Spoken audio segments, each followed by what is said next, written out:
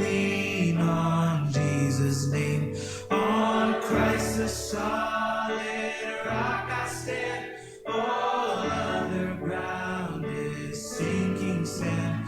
All other ground is sinking sand.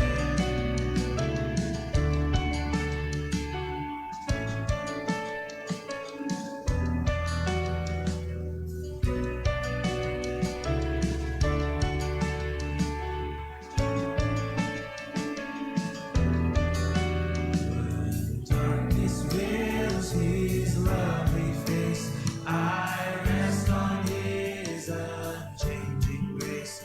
Leaving every high and stormy gale, my anchor holds with. Sound check. Well, muli ho, isang magandang umaga sa bawat isa. Tayo ho ay nagpapasalamat sa Diyos na tayo muling magkakasama upang sumamba sa Panginoon at maka-fellowship ang ating mga kapatiran. I'm very, very glad to see some faces na hindi tagal nating hindi nakakasama. And welcome back po, Sister Amor. At purihin ang Panginoon, and that's a great, great joy na meron po tayo.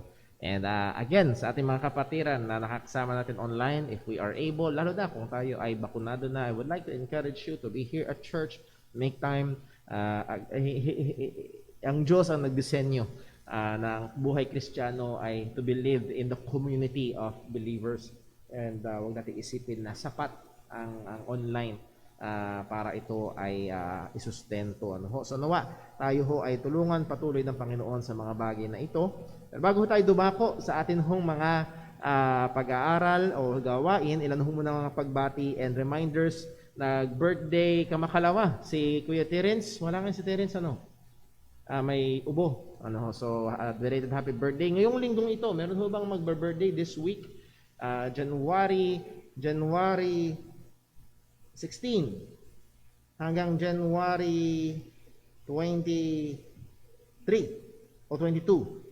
Meron ho ba? Bukas ho, sa hindi nakakaalam, bukas ay birthday ho ni Leah Atasha Jose. Or kung sino yun? Well, si Baby Leah. Sa biyaya ho ng Panginoon, Lord willing, bukas ho ng madaling araw ay nasa ospital ho kami, and gusto rin ho namin hingin ang inyong panalangin for the CS procedure ho kay Sister Jonah. Alas 5 pa lang, nandun na ho kami sa ospital po niyaan. So si Baby Leah ay pakisama ko sa prayer na huwag magtagal sana sa ospital at within 3 days ay makauwi ho sana agad. So pakisama ho yun sa prayer. So advance happy birthday. Talagang birthday. Bukas. Meron pa ho ba ngayong linggong ito? Meron pa ba ngayong linggo? Nag-birthday din si Brother Darwin noong 12, kung na nagkakamali. Okay, the belated birthday, belated happy birthday kay Brother Darwin. Wala na ba? Nako, wala kami mamimeriendahan ngayon. Biro lang. Okay, kung wala na ho, ay muli, nagpapasalamat ho tayo sa Diyos at hihingin namin ang inyong panalangin. That being said, hindi pa rin ho sigurado, pero wait for further announcements kung magkakaroon ho tayo ng time in the Word this coming Wednesday. Dahil kung Wednesday uuwi ho yung aking mag-iina, ay baka hindi ho kayanin ho ng oras. So Lord willing, wait for further announcements kung magkakaroon tayo ng time in the Word this coming Wednesday. So, and then also Friday, meron ho tayo time in the Word, online prayer meeting. And then yung gawain ho natin pag Sunday, pag pray ho natin. Next Sunday ho ay magkakaroon ng Joy Fellowship. Supposed to be sa Joy Fellowship ho natin twice a month. Yung mga young people, one online and one in person. Pero because of the present na kalagayan, ay nagdesisyon ho na magiging online muna yung darating. Na darating na Joy Fellowship. Hintayin nating sumadsad, hintayin nating bumaba. Dahil meron tayong mga kabataan na maaring hindi pa bakunado sa COVID-19. So again, para lang din ho sa pag-iingat. Then come Lord willing next month, February. Ayan, pag-pray niyo ho, dahil February ay Love Month at maghahanda ho kami ng ilang mga espesyal na programa at aralin tungkol sa pag-ibig. Ayan, so pag-pray niyo ho yan at yung atin hong mga kabataan. Pwede nyo ipag-imbita. Pwede nyo ipag-imbita ang bagay ho na yan. Mamaya meron dito, Brother Paul, sa mga young people lang ba? Hindi ba pwede yung mga And then, well, pwede rin yung pakinggan, siguro ila-livestream din namin yung pag-aaral para yung mga magulang ay magkaroon din naman ng kaalaman kung paano papayuhan, i-guide yung kanilang mga anak sa mga bagay po na ito na may kinalaman lalo na sa buhay pag-ibig po nila na pagdadaanan. Okay, meron pa ba ako nakakalimutan? Ayun, ang atin binuhay natin muli yung ating mga offering envelopes. I'm just announcing this maybe hanggang February para hanggang sa masanay po tayo. May color coding ho tayo, brown envelope sa ating general offering, tithes and offering, pangtusto sa gawain sa church.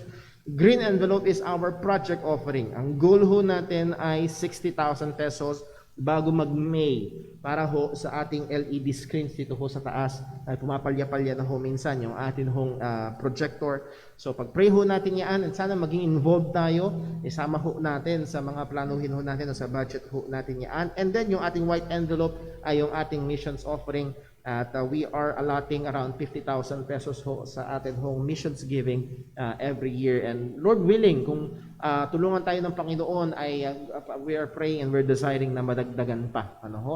Ay kung niyo naalala, si Apostol Pablo sa Philippians ay nagpasalamat sa Church at Philippi na sumuporta sa kanya sa kanyang pagmiministeryo, and we ought to do that. And again, meron ho tayong church tracts. Ano ho? This is in-house printed na church tracts. Mas matindi pa sa COVID-19. Ano ho? Talagang nakatema ho ito sa kasalukuyang kalagayan. Pwede ho kayong kumuha ho dyan. Kung gusto nyo ho ng file, pwede ho ipasa sa inyo yung yung soft copy, pwede nyo i-print sa bahay, mag-produce ho kayo ng sarili. Pero meron ho tayo dyan, pwede nyo ipamigay. Pag lumabas kayo, pag namalengke kayo, pwede nyo hong iabot ho sa iba, and Lord willing, gamitin ho ng Panginoon sa ikaliligtas po nila. Okay, so yon ang ating mga announcements.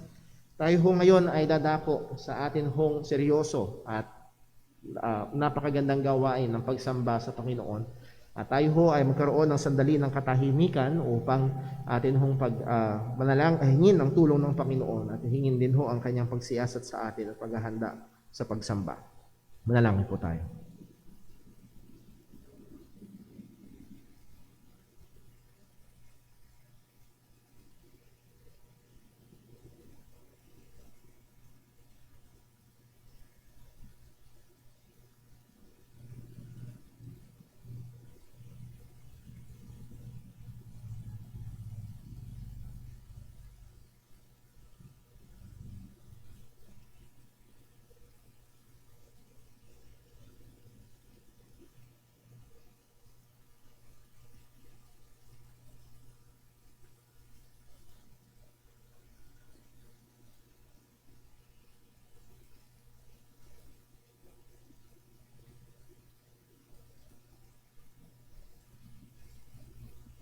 Manalangin po tayo.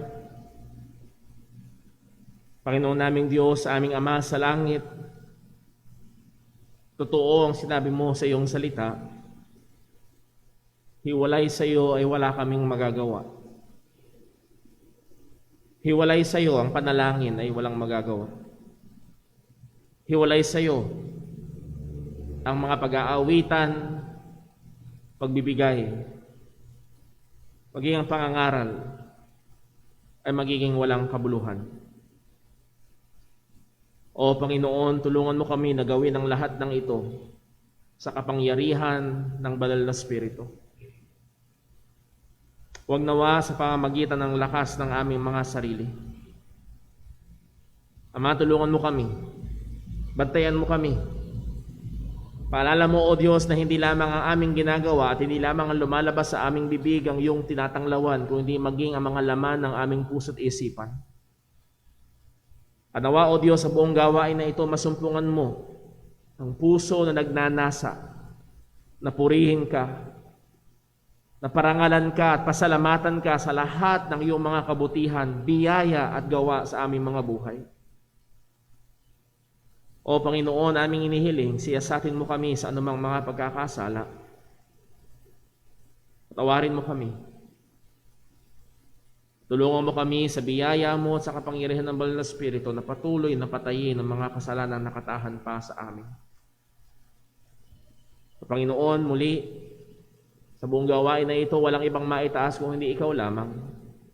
Aming hinihiling sa biyaya mo rin, O Diyos, ikaw ang magligtas ng makasalanan. Lahat ng tidalangin namin sa ngalan ng aming Panginoong Hesukristo. Amen. Tayo po gusto yung lahat at tayo po ay umawit sa Panginoon.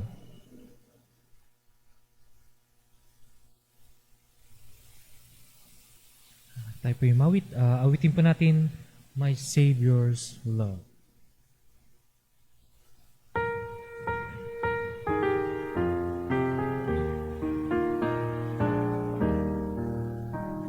I stand amazed in the presence of Jesus the Nazarene,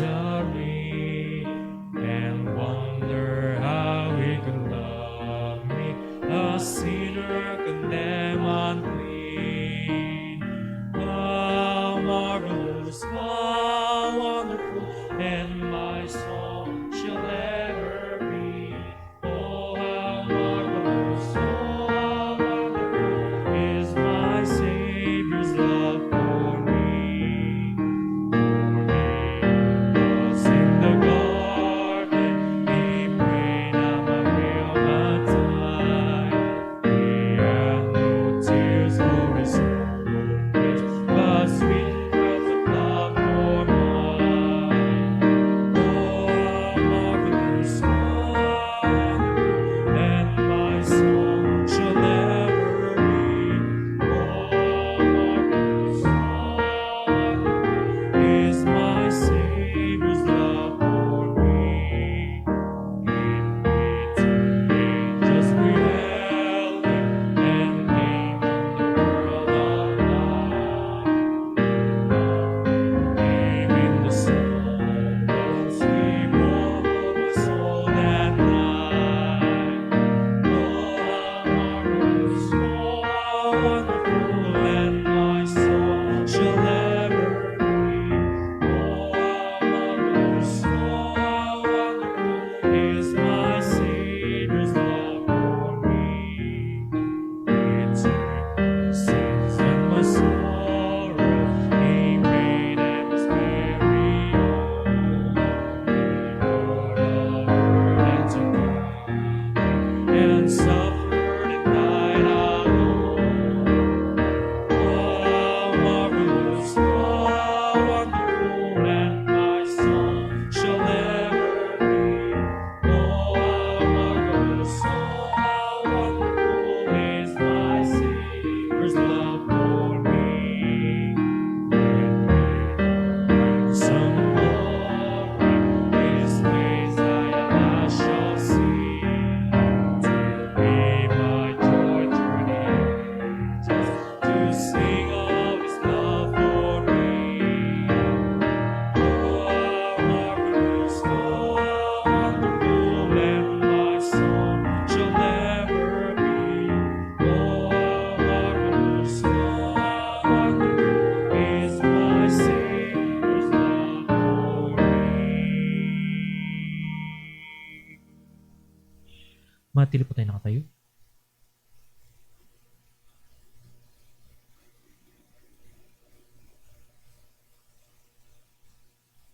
Amen. Para po sa pagbasa ng salita ng Panginoon, Roma 6, versikulo 15 hanggang 23. Roma 6, 15 hanggang 23. Sabay-sabay po natin itong basahin sa Tagalog. Amen. Ready?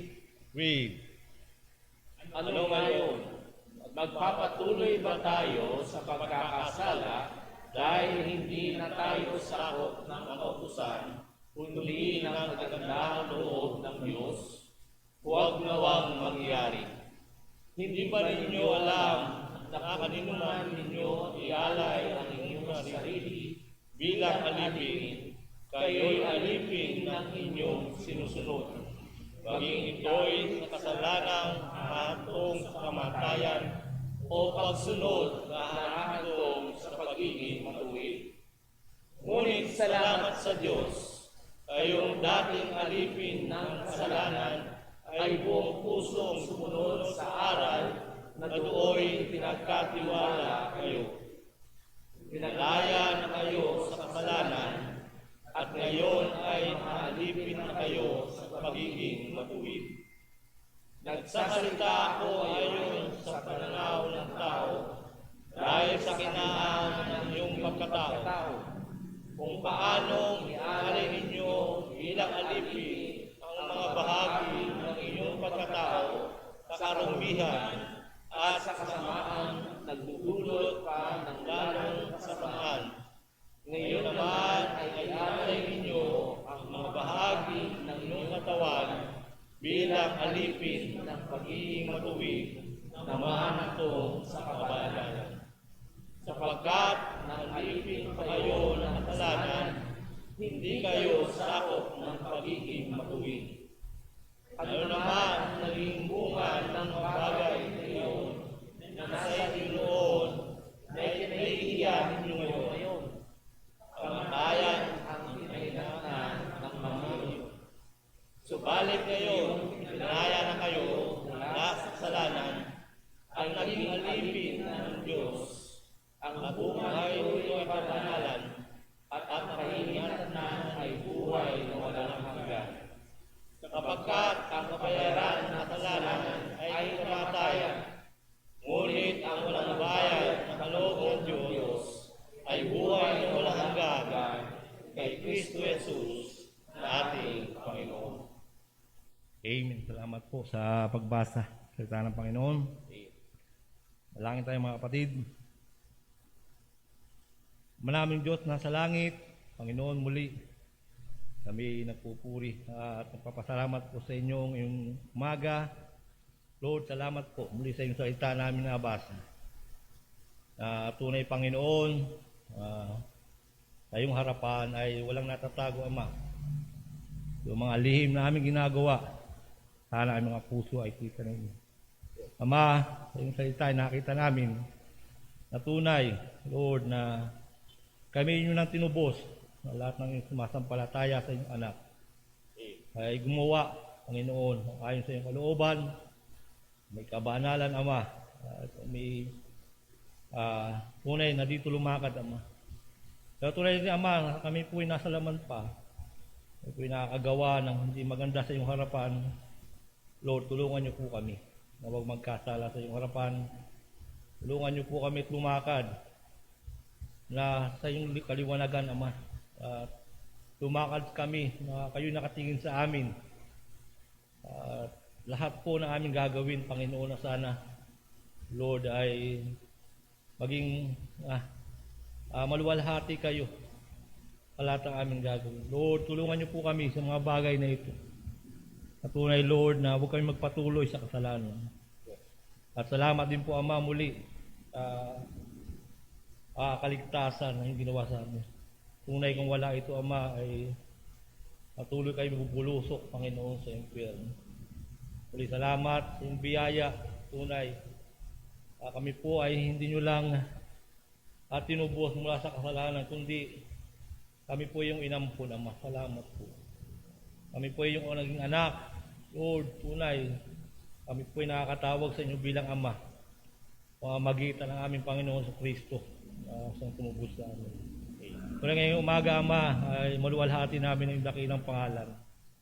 Tulungan niyo po kami na magawa ito sa aming pag-aawitan, sa aming pagkakaloob, pagkinig na yung salita, Ama. Salamat. At muli, salamat din po, Panginoon, sa iyong salita na aming tungtungan, na aming pananampalataya, pagkat ito yung sinalita sa amin. Lord, salamat po sa mga biyayang ito. O din po sa biyaya ang iyong banal na Espiritu na ibinigay sa amin nang mula na kami sumampalataya sa iyong anak. Lord, salamat po. Para Panginoon ay aming ma-appreciate sa araw-araw na aming mga buhay ang kaligtasan na iyong binigay sapagkat ito ay napakadakila, Ama. At sana, Lord, ay maging matamis sa amin ang mga bagay na ito. Lord, kayo po may taas sa araw na ito at tulungan niyo po ang bawat isa, Ama. Dalahin ko rin po, Panginoon, ay mga kapatid na sa mga tahanan na tunay, Panginoon, sumamba sa inyo at ituon, Panginoon, ang kailang puso, pakikinig sa iyong salita.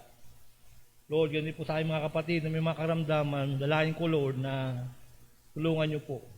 Naunla namin kapatid si Brad Dave Paule, na tunay na matagal na, Panginoon, na kanyang sakit na ipinahihirapan siya. Lord, dalangin namin, kung loloobin mo ang kagalingan, Panginoon. Alam namin, Panginoon, na may Diyos kami na makapangyarihan sa lahat. Lord, ayon sa iyong kalooban, ay iyo itong gagawin. Lord, muli salamat, muli po sa kanilang pangangailangan, financial, mga gamot, gamitin mo upang gumaling ang kanyang karamdaman. Kundi sa bawat kapatiran, may mga dala-dala ang suliranin at karamdaman. Lord, dalangin ko po, kayo po, Panginoon, magpagaling, bigyan solusyon, Panginoon, ng mga suliranin, at kayo po humawak ng kanyang pananampalataya, Lord. Lord, muli salamat po, sa umagang ito, kami sama-sama, mga kapatid, na magpupuri sa inyo at magluluhalhati sa inyo, Ama.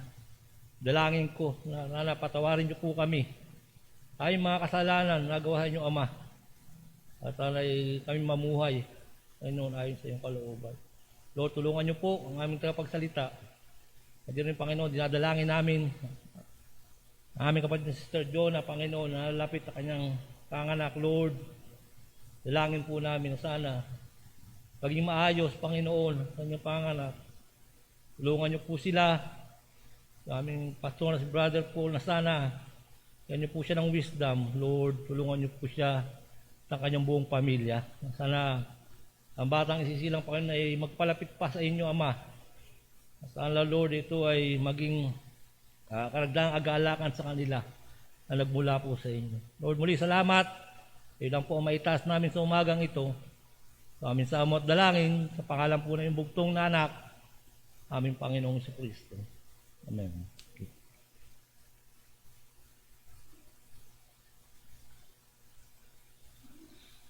Tayo po rin tumawid sa Panginoon. Awitin po natin, How Great Thou Art.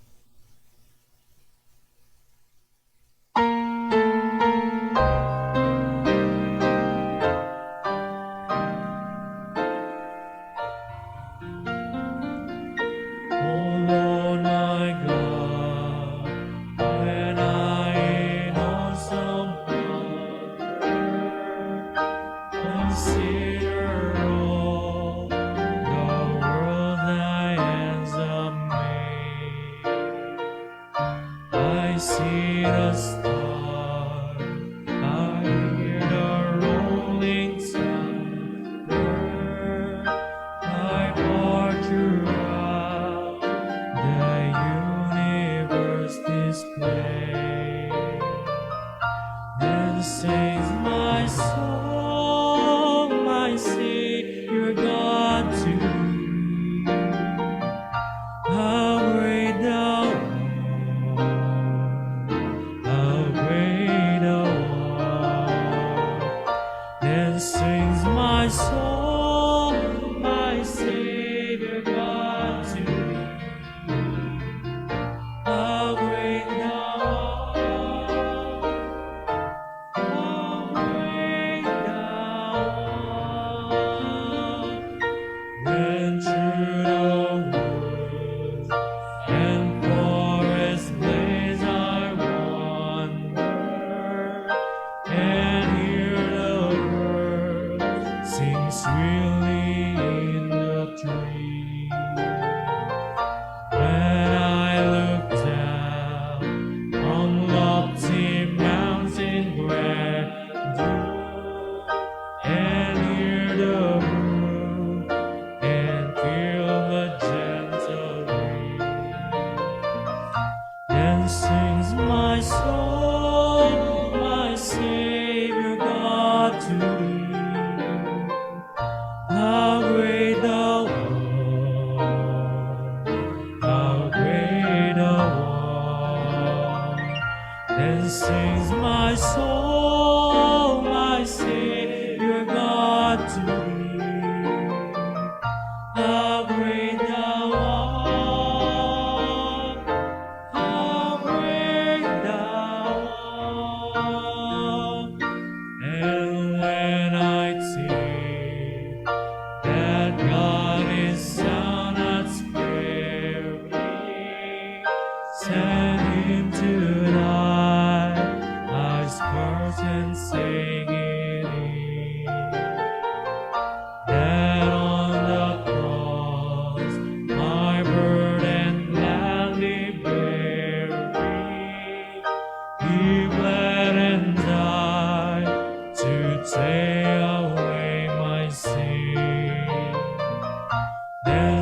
sings my soul, my Savior God to thee. How great thou art, how great thou art. Then sings my soul, my Savior God to thee. How great thou art, how great thou art. When Christ shall come, with shout of acclamation, and take me home, what joy shall fill my heart. Then I shall bow in humble adoration, and there proclaim, my God, how great thou art. Then sings my soul, my Savior God to thee. How great thou art, how great thou art. Then sings my soul, my Savior God to thee. How great thou art, how great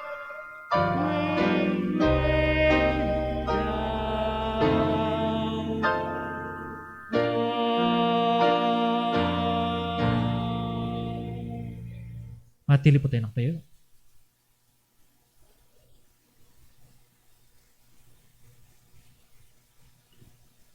Para po sa ating pagkakaloob, basahin po natin ang ating Bible passage, 2 Corinthians chapter 9, verses 6 hanggang verse number 8. Sabay-sabay po nating basahin. Ready? Read.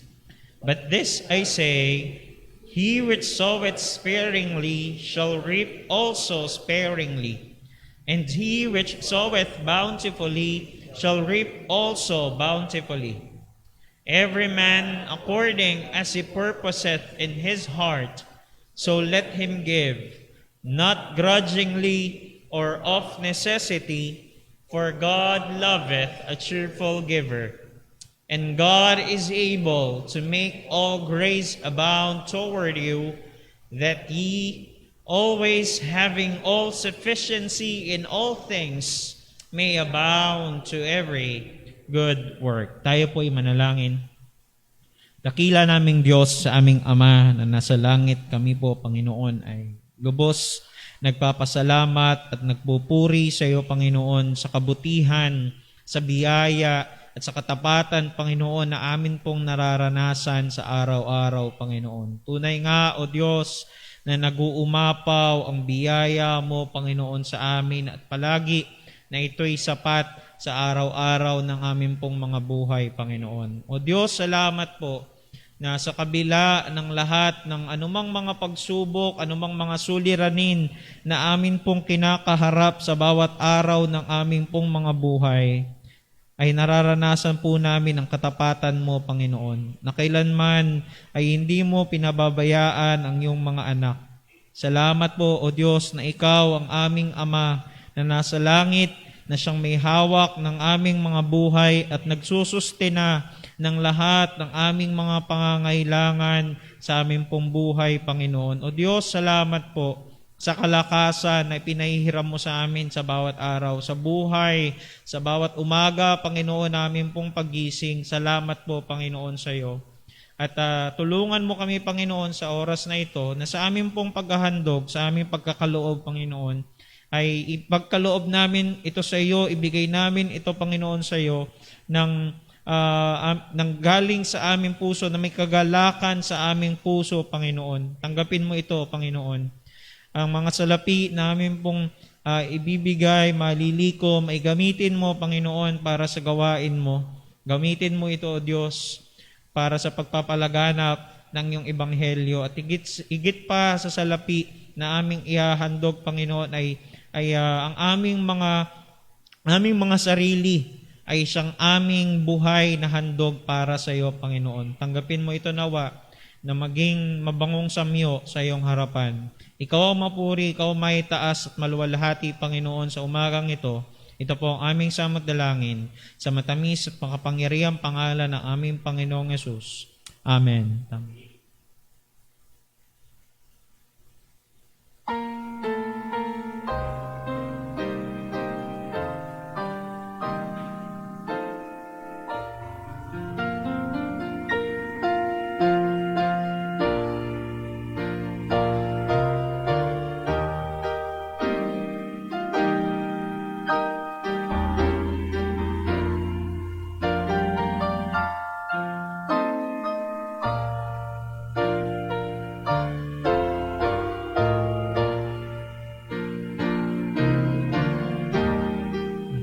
Tayo po'y magsing lahat. Tayo po'y tumawit sa Panginoon. Awitin po natin, Blessed Assurance.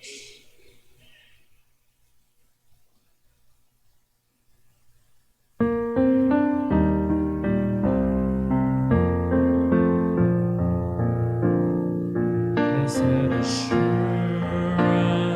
Jesus is mine. Oh, what a foretaste of glory divine. Here of salvation, purchase of God. Born of His Spirit, washing His blood. This is my story. This is my song, praising my Savior all the day long. This is my story, this is my song, praising my Savior all the day long.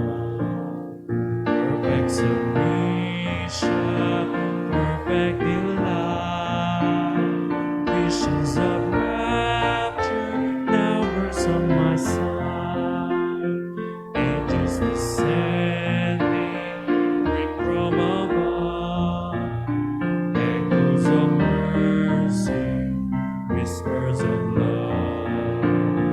This is my story, this is my song, praising my Savior all the day long.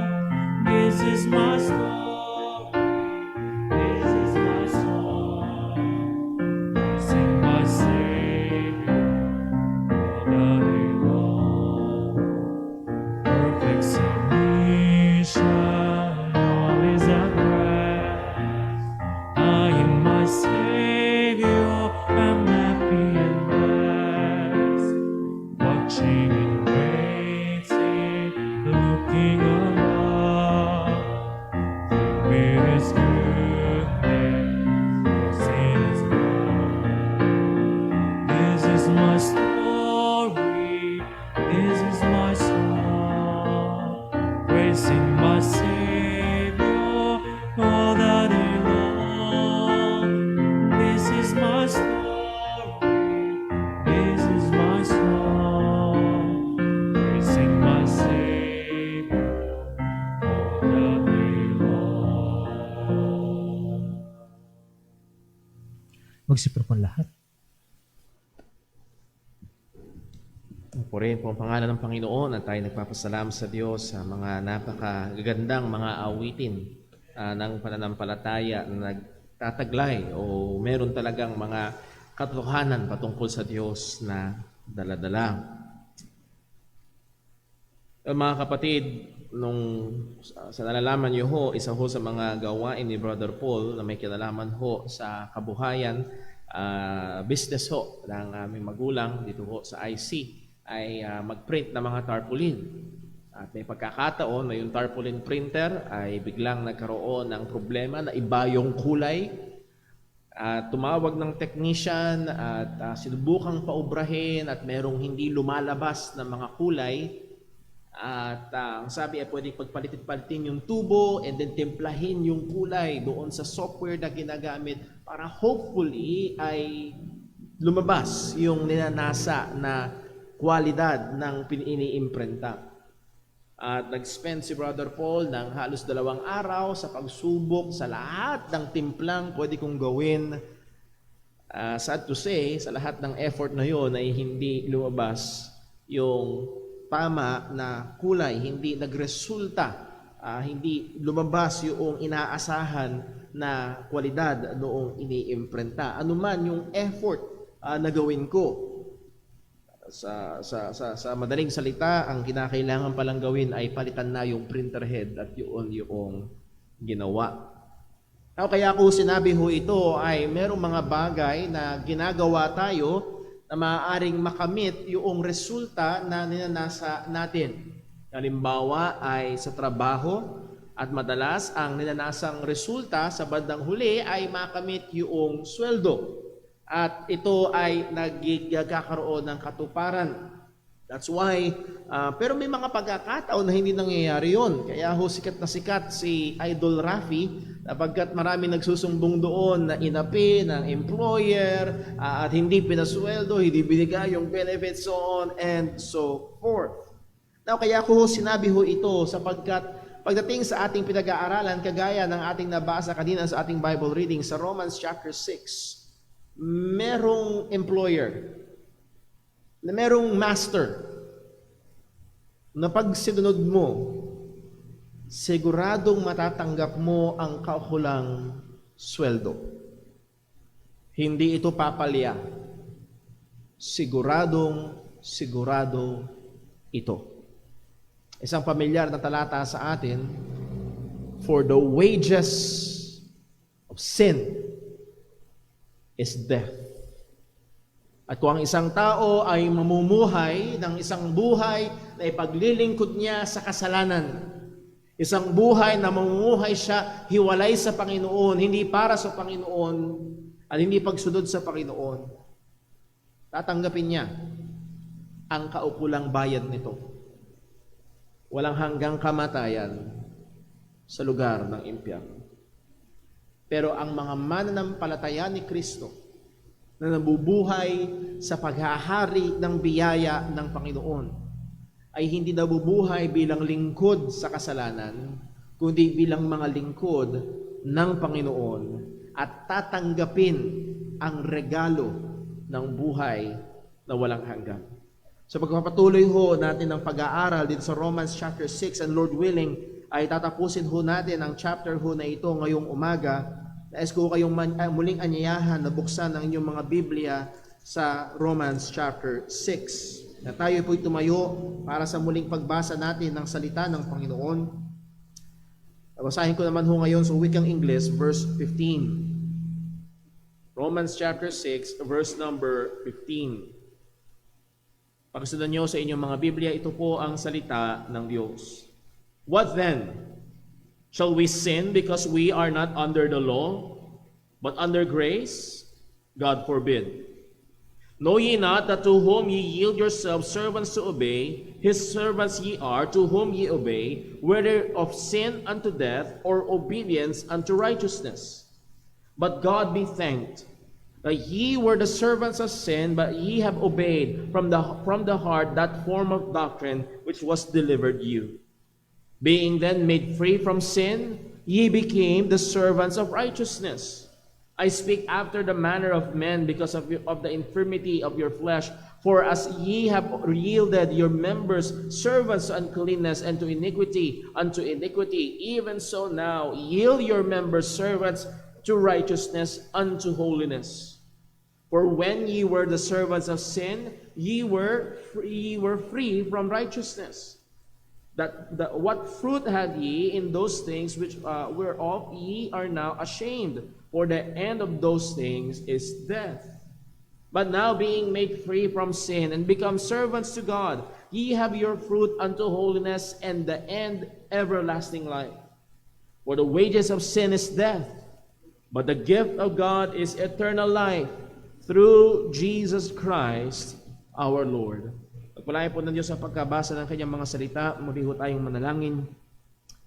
Panginoon naming Diyos, aming Ama sa langit, muli, ang iyong salita ay kailangan namin, ang iyong katotohanan ay kailangan namin. Sa pagkain namin ng aming kaluluwa at sa kababago ng aming mga buhay, tulungan mo po nawa kami. Tulungan mo po ako bilang mangangaral at ang bawat isang makikinig ngayon at ganoon din, O Diyos, kung meron man na hindi patunay na mananampalataya, na hanggang ngayon siya ay alipin ng kasalanan at nabubuhay para sa kasalanan sa kanyang sarili at sanlibutan, maawa ka, Panginoon, at ikaw po ang umabot. Agawin mo siya sa pagkaalipin sa kasalanan, ilipat mo siya sa kaharian ng aming Panginoong Hesukristo. Sapagkat ito ay ikaw lamang ang makakagawa. Dalangin namin itong lahat sa ngalan ng aming Panginoong Jesus. Amen. Pwede po magsiupo ang bawat isa. At muli, ulitin ko ho yung mensahe na gusto kong maging laman ng ating kaisipan na siyang katotohanan na tinuturo ho ng mga talata na ating binasa. Ito po yun. Under the reign of grace, believers are servants of God unto righteousness, and we must live our lives according to this truth. Sa ilalim ng paghahari o pangunguna ng biyaya ng Panginoon, ang mga mananampalataya ay alipin ng Diyos tungo sa katwiran at tayo ay kailangang mamuhay sang-ayon sa katotohanan na ito. Nais ko hong muling balikan yung pinanggalingan nitong usapan na ito ng may naghahari, merong master. At ito'y nanggaling sa Romans chapter 5 verse 21. Ang sabi ni Apostol Pablo ay ito, that as sin hath reigned unto death, even so might grace reign through righteousness unto eternal life by Jesus Christ our Lord. So, merong pinag-uusapan na nagre-reign, naghahari. At nung tayo daw ay hindi pa mga mananampalataya, we are under the reign of sin. Nasa paghahari tayo, nasa ilalim tayo ng paghahari ng kasalanan. At ngayon tayo ay mga mananampalataya na sa biyaya ng Panginoon. We are now under the reign of God's grace. And this is through our Lord Jesus Christ. So, sin as king has been dethroned. Ang hari o ang kasalanan bilang hari ay naalis na sa trono at ang nasa trono na ay ang biyaya ng Panginoon at tayo ay namumuhay na sa ilalim ng biyaya ng Diyos. Pinag-aralan natin verses 1 to 7 ang paghahari ng biyaya sa buhay ng mga mananampalataya. And then verses 8 to 14, we look at the believer's life under the reign of grace. Paano naman yung pamumuhay ng Kristiyano sa ilalim ng paghahari ng biyaya ng Panginoon. And let me just repeat the main points na ating napag-aralan. The power to live under the reign of grace is the gospel. Ang kapangyarihan upang ang Kristiyano ay mamuhay sa ilalim ng paghahari ng biyaya ng Diyos ay ang Ebanghelyo. The mindset to live under the reign of grace, ano yung kaisipan, is to reckon ourselves dead to sin but alive unto God. Ano ang mindset? Ano dapat ang kaisipan na taglay ng isang Kristiyano na namumuhay sa ilalim ng paghahari ng biyaya ng Panginoon? Well, patay na tayo sa kasalanan at ngayon naman ay buhay na tayo o nabubuhay tayo para sa Panginoon. Ito dapat ang paraan ng kaisipan. Ito dapat ang pananaw. Dapat yung operating worldview na titignan ng Kristiyano ang kanyang sarili sang-ayon sa katotohanan na ito. And then we look at the life to live under the reign of grace. Anong klaseng buhay naman ang dapat ibuhay natin sa ilalim ng pangunguna ng biyaya ng Panginoon? Sa Romans chapter 6 verse 12, ang sabi, let not sin therefore reign in your mortal body. There must be an effort against sin. Huwag hayaan ito. And then verse 13, neither yield your members instruments of unrighteousness, but yield yourselves unto God. Ating ibigay, ating ilaan, ating isuko ang ating mga sarili sa Panginoon, as those that are alive from the dead, and your members as instruments of righteousness unto God. Na tayo ay maging mga instrumento ng katuwiran, ng gawain ng katuwiran para sa Panginoon. Verse 14, for sin shall not have dominion over you, for ye are not under the law, but under grace. Anong klaseng pamumuhay? It's a life not dominated by sin. Hindi sinasabing a life that is that sin is absent. Meron pa rin nakatahan at Makikita natin yan sa susunod na chapter, sa chapter 7, na mismo si Apostol Pablo ay nagsabing, dahil sa akin, sa aking sarili, sa aking laman, ay may nakatahang kasalanan. But it is a life not dominated by sin. Ito yung paraan ng pamumuhay ng isang mananampalataya sa ilalim ng pangunguna o paghahari ng biyaya ng Panginoon. So doon natapos, for sin shall not have dominion over you, for ye are not under the law, but under grace. And now, because we are under grace, we are no longer under the law, meaning hindi ibig sabihin nito na wala na tayong obligasyon na sumunod sa kautusan, kung hindi wala na tayo sa ilalim ng parusa ng kautusan, wala na tayo sa ilalim ng sumpa ng kautusan, hindi na tayo mapapahamak. Sino mang na kay Kristo Jesus ay wala ng anumang hatol. Malinaw ito sa salita ng Diyos. At narito naman ngayon yung isang kaisipan na sinasansala na agad ni Apostol Pablo. Ganun pala. Wala na ako sa ilalim ng kautusan. Ang parusa ng kautusan ay hindi na darating sa akin. Di pwede na akong magkasala. Para bang, ganun pala. Hindi na ako tatablan ng bala. Hindi ko na iiwasan. Parang si Superman. Ang tugon ng salita ng Diyos, kailangan nating bantayan ito mula sa pagkaabuso. Yes, we are no longer under the law. We are no longer under the curse of the law. We are no longer under the punishment of the law. We are saved by the grace of God. Totoo, ligtas tayo. Totoo, hindi mawawala ang kaligtasan. Totoo, hindi tayo paparusahan ng Diyos sa impyerno. That is all true. Pero hindi dapat abusuhin. Gaya ng pinag-aralan ng last time, our guard against abuse. Verse number 14, again, for ye are not under the law, but under grace. Ang sabi sa verse 15, what then? Shall we sin? Shall we sin? Because we are not under the law, but under grace, God forbid. At tuwing ang mananampalataya ay bubulungan at tutuksuhin ng kaaway, ligtas ka na naman, sige, magkasala ka na. Nawa, itong salita ng Diyos na ito ay umalingaw-ngaw sa ating kaisipan. God forbid, wag nawang mangyari, wag itong mangyari. Hindi dapat ganito mamuhay ang alipin ng Diyos sa ilalim ng biyaya ng Panginoon. Bakit daw po? Because we are not under the law but under grace, God forbid. Huwag nawang itong mangyari. Verse 16, know ye not. At muli, bumalik si Apostol Pablo. Ano yung katotohanan na nalalaman natin?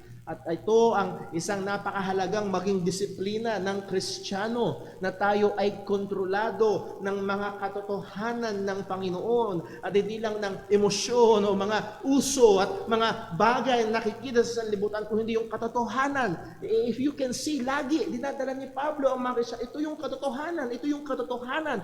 At ang katotohanan ng Diyos ang dapat humunma at magbigay direksyon sa ating pamumuhay.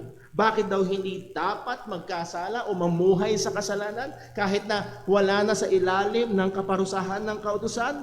Verse 16, know ye not that to whom ye yield yourselves servants to obey, his servants ye are to whom ye obey.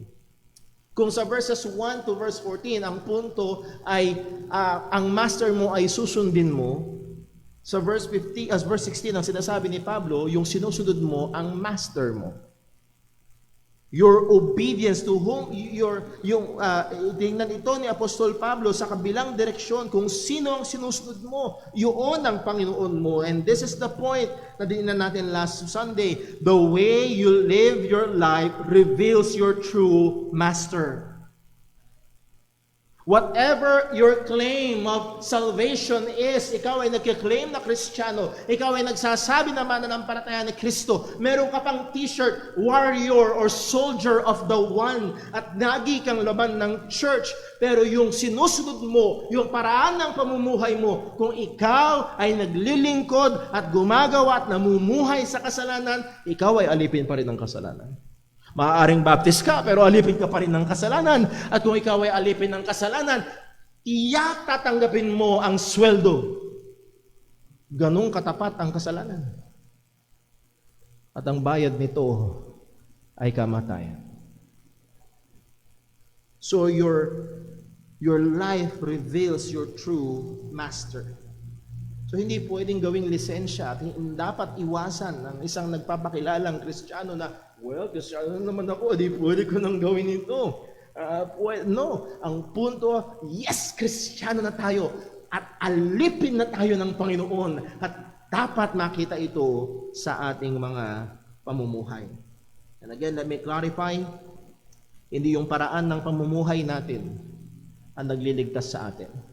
Pero ang paraan ng pamumuhay natin ay nagpapakita o nagbibigay indikasyon kung tayo nga ba ay tunay na ligtas. Ang nagligtas pa rin sa atin ay si Kristo, hindi tayo. So ang sabi niya, whether sin unto death or obedience unto righteousness. If you yield yourself to sin, it will lead to death. If you yield yourself to righteousness, it will yield or result to life everlasting. And again, hindi yung pagsunod mo, kung hindi dahil ikaw ay tunay na kay Kristo ay merong kang buhay na walang hanggan. So that's our guard against abuse. Pangalawa, tingnan ho natin, our gratitude towards God.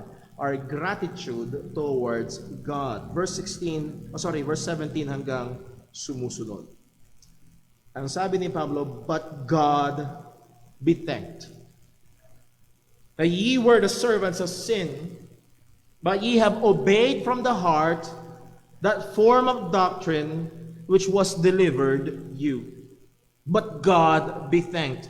Again, lagi kong ninidiinan mo sa church na word but, pag nagbabasa tayo ng salita ng Diyos, it's an indication of a change, a contrast, a change of direction. All positive but ang susunod ay negative. All negative but ang susunod ay positive. It's a change of direction. Binibigkas ni Apostol Pablo, ang sabi niya, but God be thanked. Binibigay ni Apostol Pablo ang papuri, ang pasalamat, ang pagbibigay ng pagsamba sa Panginoon. Para saan? Bakit niya pinapasalamatan ang Diyos? Ang sabi ni Pablo, that ye were servants of sin.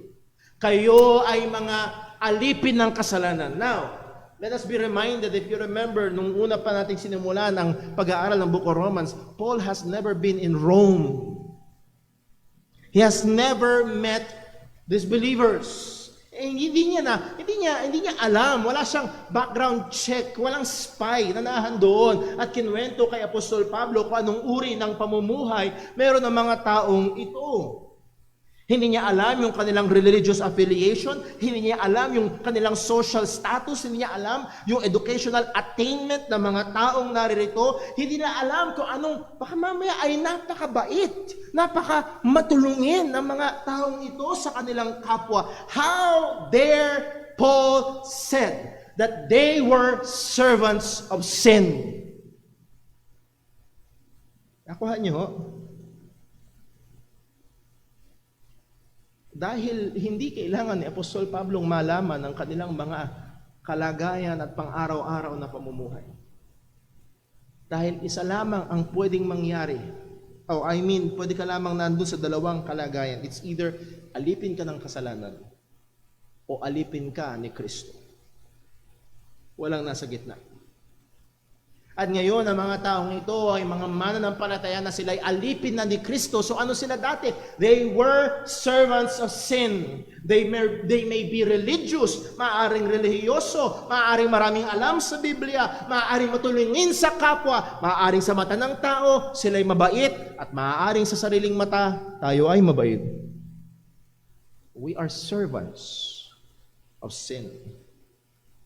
Mga alipin ng kasalanan. This is the natural state ng isang tao na wala kay Kristo. Siya ay alipin ng kasalanan. At ang sabi niya sa verse 16, His servants, ye are to whom you obey. Kung ikaw, dati tayong alipin ng kasalanan at sinusunod dati natin ay ang kasalanan. Anong larawan nito? Buksan lang natin mabilis sa Ephesians chapter 2. Ephesians chapter 2.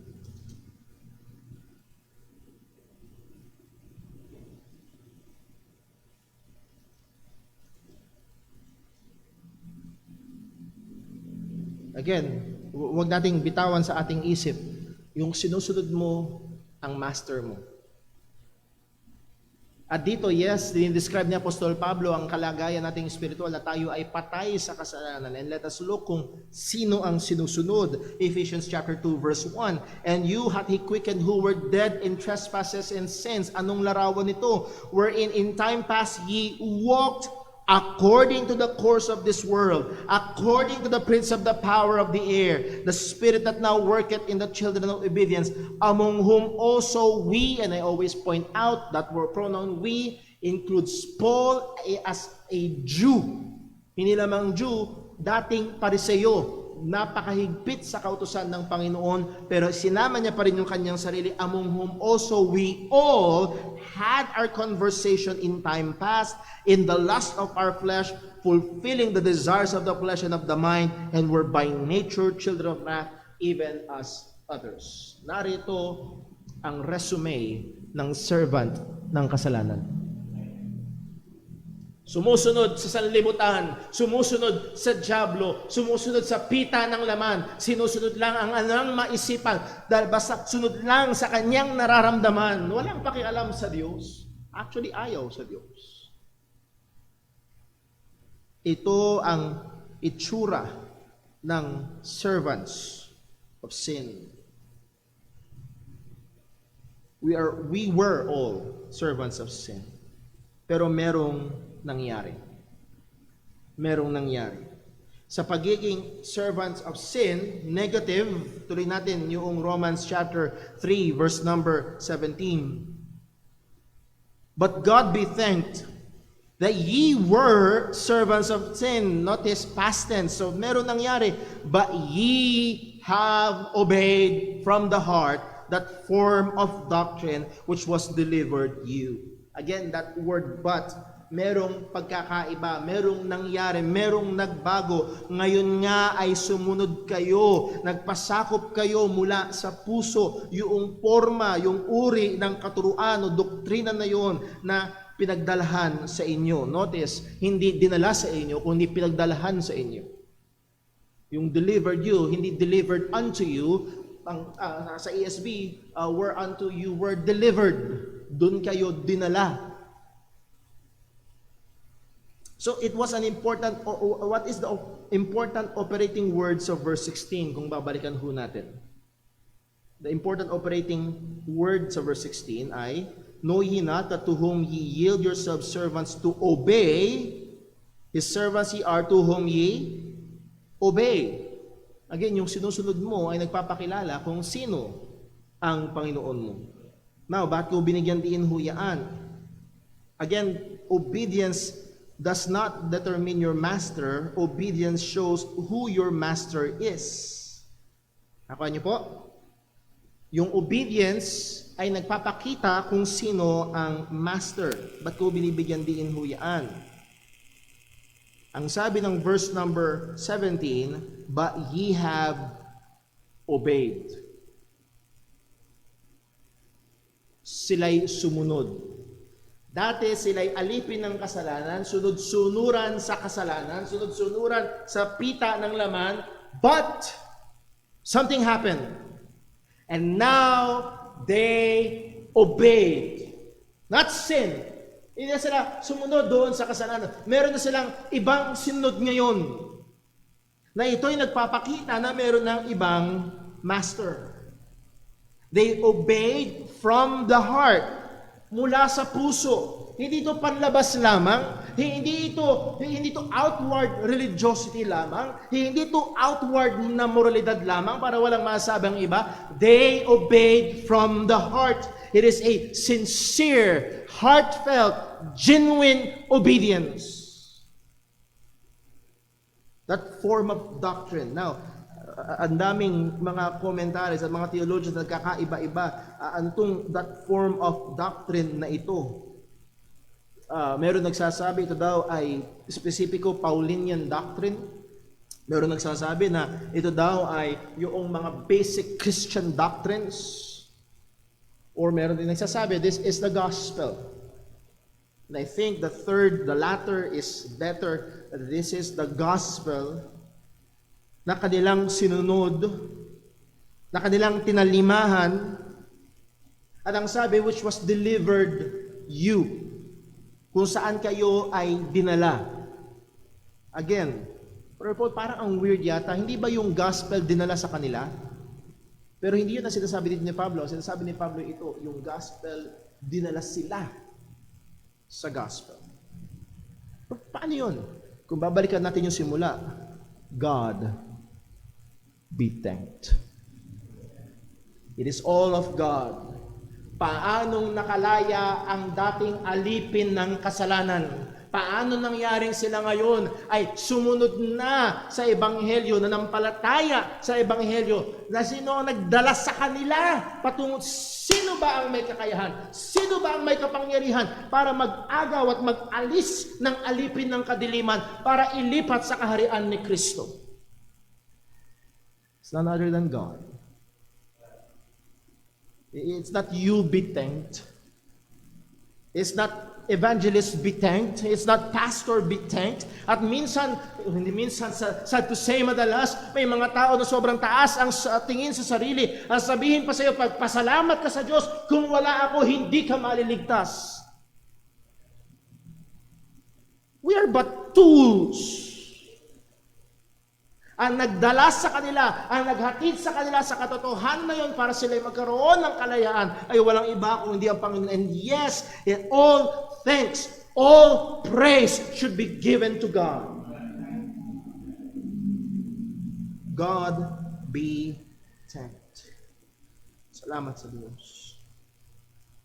Kung tayo ngayon ay alipin na ng Panginoon, nabumuhay sa ilalim ng biyaya ng Diyos, wala tayong ibang pwede pagpasalamatan kung hindi ang Panginoon. And yes, may mga ginamit ang Diyos. And appreciate natin ang mga ginamit ng Panginoon. But let us make sure that it will be only Soli Deo Gloria. To God alone be all the glory.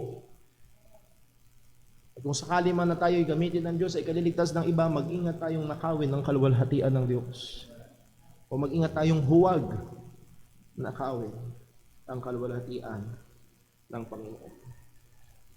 God be thanked. Verse 18, being then made free from sin, ye became servants of righteousness. Being made free, that verb ay auris, ibig sabihin a one-time action na merong continuing effect. Ginawa ka, pinalaya ka mula sa kasalanan. And again, it is God who made that. Siya ang Diyos ang gumawa nito. Ye became the servants of righteousness. How? By God. Hindi dahil mukhang mas gusto ko yung church na yun, aircon na, magpalit niya ako ng religion. Hindi yun. Hindi tayo, hindi sinumang tao, kung hindi ang Diyos ang gumawa nito. And please take note, it is passive. Being then made free from sin. Hindi tayo ang nag-made free from sin ng ating sarili. Ang Diyos ang gumawa nito sa atin. At ano ang resulta? If God has set you free from sin, the unavoidable result is this: you became the servants of righteousness. There's no middle ground. There's no neutrality. Walang neutral area. Hindi pwede, hindi ako lingkod ng kasalanan. Whether lingkod ka ng Diyos, hindi rin. Walang ganong alien. It's either you are under the reign of sin, or you have been freed from sin and servant of righteousness. Nasaan ka? Anong kalalagayan? At tayo bilang mga Kristiyano sa biyaya ng Panginoon, we have been made free from sin, and now we are servants of righteousness. Yun tayo. Kung tayo ay Kristiyano, hindi tayo basta Pilipino lang. Tayo ay alipin ng katwiran. Tayo ay alipin ng Panginoon. At lahat ng ito ay dahil sa kilos at gawa at biyaya ng Diyos. Ang lahat ng papuri ay sa Kanya lamang. God be thanked. And lastly, number 1, our guard against abuse. Number 2, our gratitude towards God. And number 3, our gesture as slaves Gesture meaning our actions. Yung ating galaw. Paano ba yung mga galawan na yan? Yung mga, uso yan sa mga kabataan, yung mga pumuporma, yung mga galawan moves, mga Hokage moves. Our gestures as slaves. Ngayon ay alipin na tayo. Paano tayo dapat kumilos? Paano tayo dapat gumalaw? Verse 19 ang sabi, I speak after the manner of men because of the infirmity of your flesh. Now, hindi nilalait ni Pablo ang mga taong ito, kanyang tinitignan at kinukonsidera yung kanilang kalagayan. Halimbawa, ang kausap mo ay isang 7 years old, wag mong buksan yung vavink mo na book at subukang ipaliwanag sa kanya. Binibring niya sa kalagayan upang kanilang maunawaan. This is a good example by Paul as for teachers. Don't try to impress them sa dami mo ng iyong nalalaman using highfalutin words, sabi nga nila. Kundi paunawa sa kanila ang katotohanan ng Panginoon. So I speak after the manner of men because the infirmity of your flesh. So this picture na ginagamit ni Pablo ng master servant ay ito ay para ipaunawa sa atin. And I think kailangan mong pumikit para hindi makita at kailangan mong magtaingang kawali para hindi marinig dahil sa linaw ng larawan na ipinipinta ni Apostol Pablo. Sabi ng salita ng Diyos, for as ye have yielded your members servants to uncleanness and to iniquity unto iniquity. Ginamit niya salitang for as, kung sa paanong paraan. Ganito kayo, ito yung kaparaanan na ginawa natin noon, na ginawa nyo noon. You have yielded, kusang loob, willingly. You have yielded your members servants to uncleanness because sin was our master. Ibinigay natin, ipinagamit natin ang ating mga kamay, ang ating mga paa, ang ating mga bibig, ang lahat sa atin ay ipinaglingkod natin sa kasalanan. At ang sabi, to iniquity unto iniquity. And the best understanding that I can, sa mga binasa ko, it's increasing, patindi ng patindi. At habang pinag-aaralan ko ito, hindi ko maiwasang marinig sa isip ko yung kantang nagsimula sa patikim-tikim. Mas patindi ng patindi ng patindi. Yung mga rapists, hindi yan nag-start agad na rapist. Mayroong pinagsimulan niya. Yung mga nagnanakaw ng mga milyon-milyon, siguro nagsimula yun nung bata siya ng papiso-piso. At bilang alipin ng kasalanan, iniquity unto iniquity, patindi ng patindi ng patindi. Ganun tayo dati. Yun yung ating kalagayan. We yielded our members, servants to uncleanness, and to iniquity unto iniquity. Ang sabi nga ni Pablo, even so now. Gayon din naman, kung noon ay kusang loob, kung noon ay ibinigay nyo ang inyong sarili, gayon din naman, we must yield. So now, yield your members, servants to righteousness unto holiness. Ito dapat yung gawin. Ito dapat yung galaw. Ito dapat yung pamumuhay. Ito dapat yung aksyon ng isang tunay na alipin ng katuwiran, tunay na alipin ng Panginoon. Hindi na ibinibigay ang kanyang sarili, hindi na namumuhay para sa kasalanan, kundi siya'y namumuhay na para sa katuwiran at ito'y magdudulot at magreresulta ng kabanalan. Isang distinction na pwedeng makita doon sa servants to righteousness unto holiness. Righteousness is our dealing, outward dealing. Nakikita yung katwiran ng ating pamumuhay. Holiness is our standing before God. Nahandoon yung tunay na kabanalan. So tingnan ka man sa paraan ng iyong pamumuhay sa labas o ikonsidera man ang iyong personal na relasyon sa Panginoon, nakikita ang pagiging alipin mo ni Kristo. Verse 20. Verse 20. For when ye were the servants of sin, ye were free from righteousness. Again, sana makita natin dito, walang, yung kanina na sinabi lang sa verse 18, walang middle ground. Being then made free from, verse 18, being then made free from sin, ye were the servants. Kung pinalaya ka na sa kasalanan, ikaw ngayon ay alipin na ng katuwiran. Ang sabi niya ni Apostol Pablo sa verse 20, "For when ye were the servants of sin, ye were free from righteousness." Nung alipin ka ng kasalanan, malaya ka sa katwiran. At again, yung pinupunto rito, kung kanino ka alipin, dun ka may obligasyon. Nakuha niyo ho? Nung alipin daw tayo ng kasalanan, wala tayong obligasyon sa katwiran. Hindi tayo sumusunod sa katwiran. Hindi tayo nasa ilalim ng paghahari ng katwiran. Pero ang sabi niya, ang punto rito, wala aging middle ground. When unbelievers, when we were unbelievers, we were under the bondage of sin. Tayo ay natatali sa kasalanan, tayo may obligasyon sa kasalanan upang sundin ito, ang pita ng laman, tayo ay malaya sa katwiran. Hindi tayo natatali dito. When ye were the servants of sin, ye were free from righteousness. And then may tanong si Apostol Pablo, at actually, huwag yung kalimutan yung sinabi niya sa verse 15. Isa pa, dinidil pa rin ito ni Apostol Pablo. Bakit? May mga nagsabing, well, under grace na naman eh. Hindi pwede magkasala. Ang sabi ni Apostol Pablo, when ye were the servants of sin, ye were free from righteousness. Yung kaisipan na yun, na kaisipan na nagpapailalim sa kasalanan, ay nagpapakita na baka ikaw ay wala pa nga sa paghahari ng biyaya ng Diyos. Verse 21 may tanong, what fruit had ye? Had ye then in those things whereof ye are now ashamed? Dahil pala hindi ka na parurusahan, gusto mo magpatuloy sa kasalanan. Aber, tanungin ko nga sa iyo, anong napula mo nun? Balikan mo. Alalahanin mo ang mga pamumuhay mo noon na hiwalay sa Panginoon.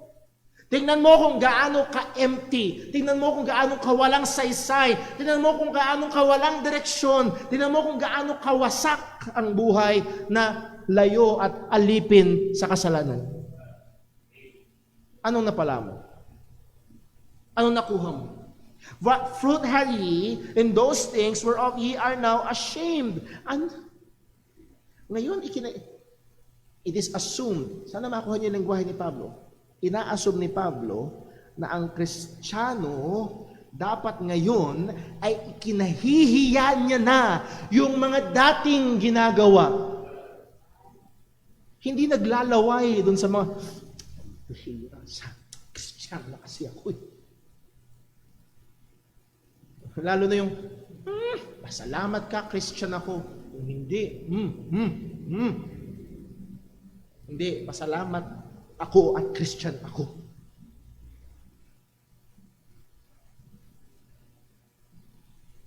What fruit had ye those things that ye are now ashamed?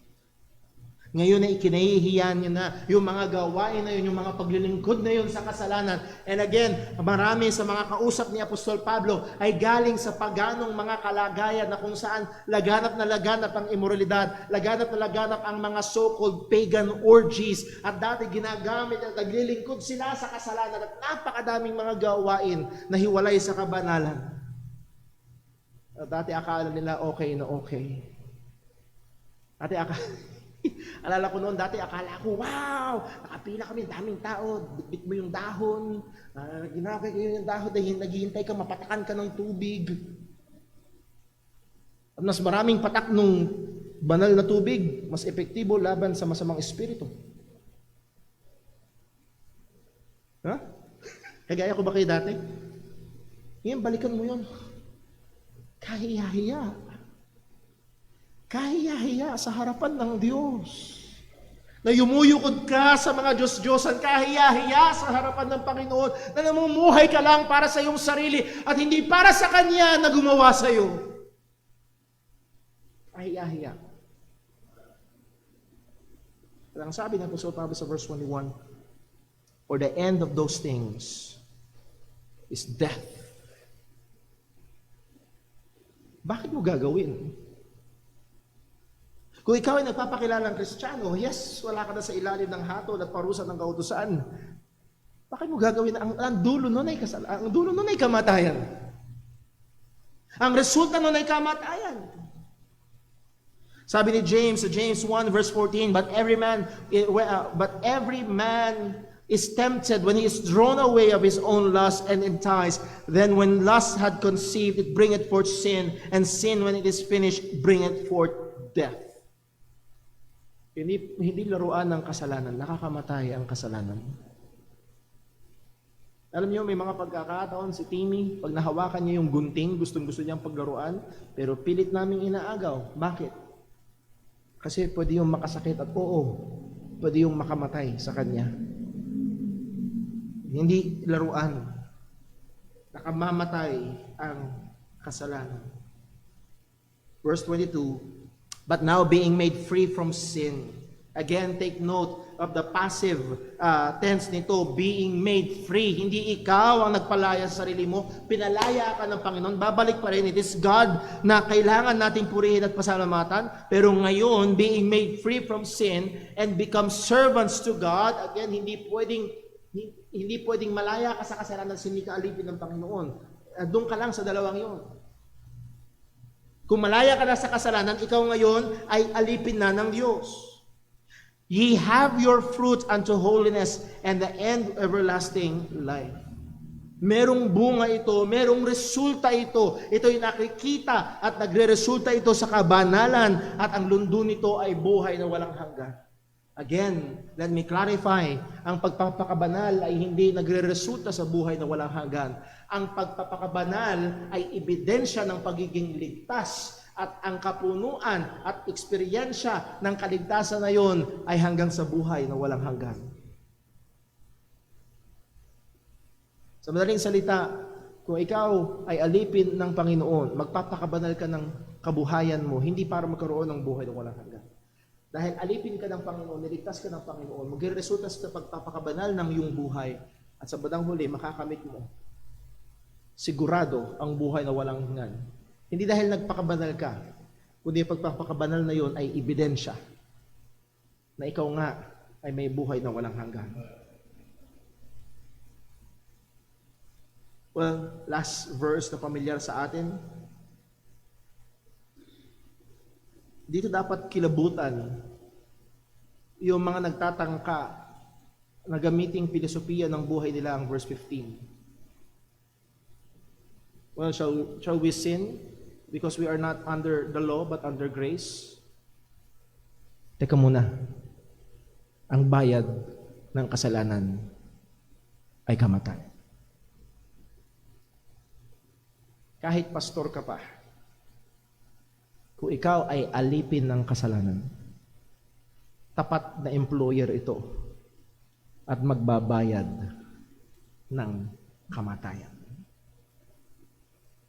For the wages of sin is death, and the office of the pastorate does not make you immune. Or your church membership does not render you immune. The wages of sin is death, at kung ang buhay mo ay buhay ng pagiging alipin sa kasalanan, tandaan mo, ang dulo nito, ang bayad nito ay kamatayan, walang hanggang pagkahiwalay sa Panginoon sa impyerno. Pero magandang contrast, but the gift, not the wages, hindi ito bayad ng ating ginawa. Ito bayad ng ating paglilingkod, pero ito'y regalo ng Panginoon, biyaya ng Panginoon. But the gift of God is eternal life, and this eternal life is through Jesus Christ our Lord. Well, Brother Paul, paano? Kung ako'y alipin ng kasalanan, pag tinignan ko ang aking sarili maliwanag, maaaring ako'y nag-church, maaaring ako ay nakakaalam ng ebanghelyo, pero alam ko sa aking sarili, nakikita ko ako'y alipin ng kasalanan, ako'y wala pa kay Kristo. Paano ako makakalaya? Again, ang sabi ng salita ng Panginoon is through Jesus Christ our Lord. Sabi ng salita ng Diyos, kung palalayain ka ni Kristo, ikaw ay tunay ngang magiging malaya. Ang tanging paraan para lumaya sa pagkaalipin sa kasalanan ay manampalataya ka kay Jesus bilang iyong Panginoon at tagapagligtas. At ikaw ay palalayain at ililipat ng Panginoon mula sa kadiliman patungo sa kaharian ni Kristo, at mamumuhay ang isang tunay na mananampalataya sa ilalim ng paghahari ng biyaya bilang alipin ng katwiran. At nawa ang ebidensya, ang katotohanan ng ating pagiging Kristiyano, pagiging alipin ng Panginoon, ay makita sa ating pang-araw-araw na buhay. Let's pray. Panginoon naming Diyos, aming Ama sa langit, salamat po sa iyong katotohanan, salamat po sa iyong pagtuturo at oo. Salamat po sa iyong pagsuway. Salamat po sa iyong pagsansala. Lord, anumang taliwas, anumang ideya, kaisipan na hindi sang-ayon sa iyong mga katotohanan, sa iyong salita na aming napag-aralan ngayon, nawa o Diyos ay aming bitawan, pagsisihan. At kung ang aming pamumuhay, Panginoon, ay hindi lumilinya at hindi sumasang-ayon sa anuman na mga napag-aralan namin ngayon, hindi nakikita ang pagiging alipin ni Kristo, tulungan mo kami, O Diyos, na lalong magpursige sa biyaya mo. Salamat po, Panginoon, sapagkat hindi ang aming pagpupursige ang nagpalaya sa amin, kundi ikaw ang nagpalaya sa amin. At lahat ng pasalamat at papuri ay sa iyo lamang namin ibibigay. At bilang mga tao na iyong pinalaya sa kasalanan at ngayon alipin na ng katwiran, bilang mga tao na wala na sa ilalim ng parusa at hatol ng kautusan, kundi sa ilalim ng biyaya, o Panginoon, tulungan mo kaming mamuhay sang-ayon sa iyong katotohanan. Tulungan mo kami na ialay, ibigay ang aming mga sarili bilang instrumento ng iyong katwiran. Makita ang katwiran at kabanalan sa aming pang-araw-araw na pamumuhay. Salamat po sa iyong mga salita. Ilayo mo kami sa pag-abuso ng iyong biyaya. At tulungan mo kami na patuloy na maalala at makita ang mga katotohanan na kami nga ay alipin ng katwiran dahil kay Kristo Jesus. Tulungan mo kami. Ingatan mo kami. Sa ngalan ni Jesus na pong aming dalangin. Amen. Tayo po tayo at awitin po natin ang ating huling awitin.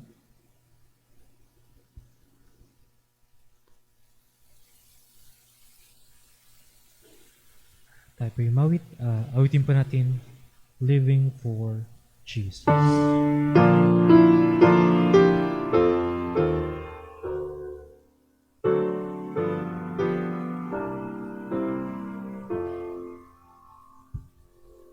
Living for Jesus, a life that is true, striving to please Him in all that I do, yielding allegiance, glad-hearted and free.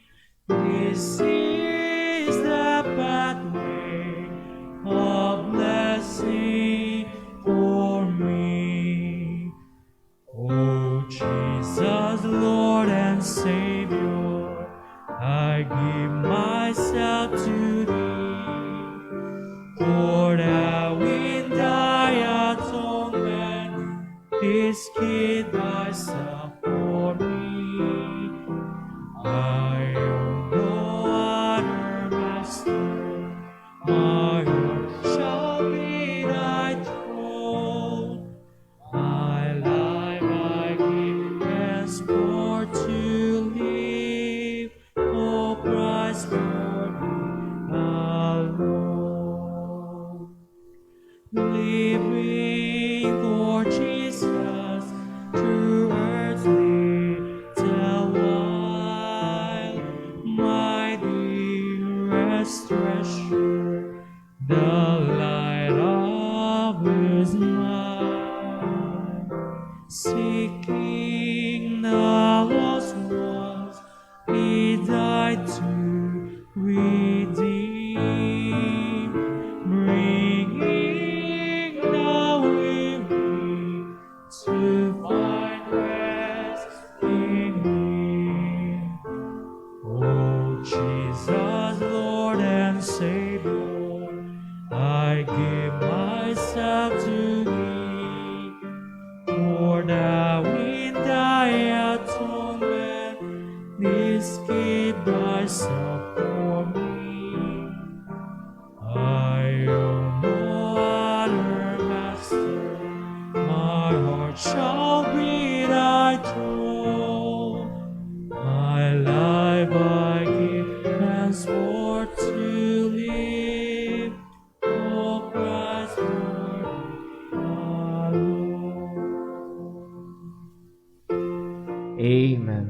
pong Panginoon at mga kapatid, nais ko ho kayo na encourage ng mga katotohanan na atin na pag-aralan. Huwag nating hayaan na mawala lang sa ating kaisipan, ating sikapin na pagbulay-bulayan ito. Hindi lamang ngayong araw, kundi sa mga susunod na araw ng buong linggong ito.